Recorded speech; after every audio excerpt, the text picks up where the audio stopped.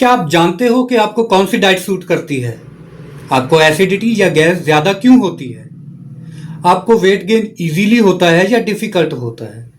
इन सब का जवाब आयुर्वेद ने प्रकृति के कॉन्सेप्ट में दे रखा है। नमस्कार, मैं हूं डॉक्टर गगन। आज की इस वीडियो में हम देखेंगे कि हम घर बैठे प्रकृति को कैसे आइडेंटिफाई कर सकते हैं, और वो भी बिल्कुल सिंपल तरीके से।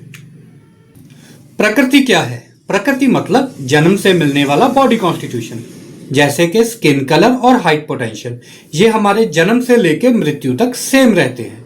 वैसे ही प्रकृति भी लाइफ लॉन्ग सेम रहती है। ये हमारे जन्म से लेकर मृत्यु तक सेम रहती है। प्रकृति कोई डिजीज नहीं होती, ये होती है हमारी बॉडी का ऑपरेटिंग सिस्टम। अगर इस ऑपरेटिंग सिस्टम में बैलेंस रहता है तो बॉडी हेल्दी रहती है। अगर इसी ऑपरेटिंग सिस्टम में इम्बैलेंस हो जाता है तो बॉडी में डिजीज की उत्पत्ति हो जाती है।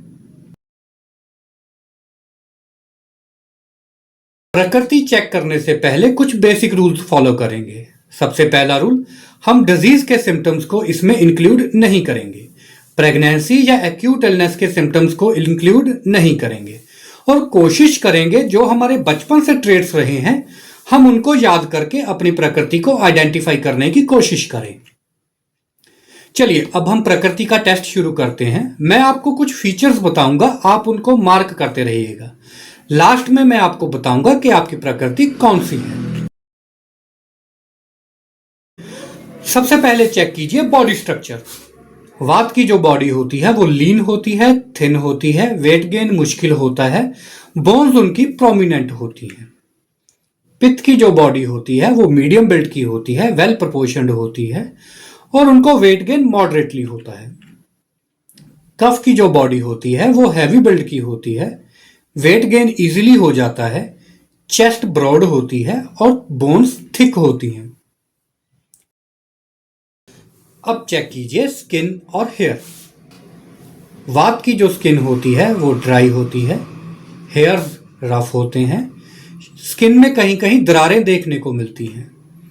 पित्त की जो स्किन होती है वो वार्म होती है, एक्ने और रैशेस ज़्यादा देखने को मिलते हैं, अर्ली ग्रेइंग की प्रॉब्लम रहती है, हेयर फॉल की प्रॉब्लम रहती है। कफ की जो स्किन होती है वो ऑयली होती है, स्मूथ होती है, हेयर्स थिक होते हैं और शाइनी अपीयरेंस के होते हैं। अब चेक कीजिए डाइजेशन और एपिटाइट। वात की जो भूख होती है वो इरेगुलर होती है, गैस और ब्लोटिंग ज़्यादा रहती है, कॉन्स्टिपेशन की टेंडेंसी ज़्यादा रहती है। पित्त की जो भूख होती है वो स्ट्रांग होती है, अगर मील डिले हो जाए तो एसिडिटी की प्रॉब्लम हो जाती है, कई बार उनको लूज स्टूल भी होते हैं। कफ की डाइजेशन स्लो होती है, भूख उनको कम लगती है, खाना खाने के बाद हैवी महसूस होता है। अब चेक कीजिए माइंड और इमोशंस। वात का माइंड ओवरथिंक करता है, भय ज़्यादा लगता है, एंग्जाइटी ज़्यादा होती है पर क्रिएटिव होते हैं। पित्त का जो माइंड होता है उनको गुस्सा ज़्यादा आता है, परफेक्शनिस्ट होते हैं पर मेमोरी उनकी शार्प होती है। कफ का माइंड काम होता है, फॉरगिविंग होता है, अटैचमेंट उनको बहुत जल्दी होती है और लेजीनेस रहती है। अब चेक कीजिए स्लीप और एक्टिविटी। वात में स्लीप लाइट रहती है, डिस्टर्ब्ड रहती है, उनकी एनर्जी फ्लक्चुएट करती रहती है। पित्त की स्लीप मॉडरेट रहती है, उनको ड्रीम्स ज़्यादा आते हैं और एनर्जेटिक रहते हैं। कफ की स्लीप डीप होती है, लंबी होती है, मॉर्निंग में उठने पे उनको आलस महसूस होता है। अब चेक कीजिए किस दोष के फीचर्स मैक्सिमम बार आ रहे हैं। जिस दोष के फीचर्स मैक्सिमम आएंगे वो हमारी प्राइमरी प्रकृति होगी, जिसके फीचर्स थोड़े से कम आएंगे वो हमारी सेकेंडरी प्रकृति होगी। जैसे कि वात पित्तज प्रकृति में वात के फीचर्स ज्यादा होंगे, पित्त के फीचर्स थोड़े से कम होंगे। अब प्रकृति जानने से फायदा क्या होगा? एक तो हम अपनी डाइट करेक्ट कर सकते हैं, अपने लाइफस्टाइल को ठीक कर सकते हैं, बीमारियों को कम कर सकते हैं और अपनी हेल्थ को इंप्रूव कर सकते हैं।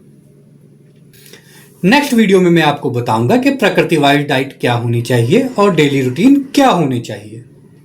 इस वीडियो को लाइक करें, चैनल को सब्सक्राइब करें और कमेंट में अगर आपको कोई भी डाउट है आप मुझसे पूछ सकते हैं। मैं पर्सनली उसको क्लियर करने की कोशिश करूंगा और कोशिश करूंगा कि उस डाउट पे एक क्लियर और डिटेल्ड वीडियो बना सकूं।